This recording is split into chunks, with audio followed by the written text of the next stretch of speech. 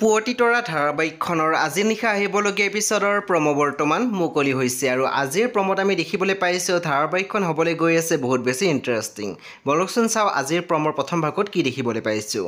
আজিৰ প্ৰম'ৰ প্ৰথম ভাগতে আমি দেখিবলৈ পাইছোঁ বেদই কৈ আছিল এই প্ৰেম আৰু বিয়াৰ বজাৰত তোৰ আৰু মোৰ দৰে ড্ৰাইভাৰৰ মূল্য একেবাৰে শূন্য।